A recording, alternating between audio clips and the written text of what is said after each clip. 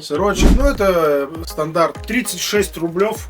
Ну вот он такой же, да, он не разваливается, он такой. Хочешь? И за умные мысли. Отвечаю, езжи. Это я вас шатал всех. Поехали? Да.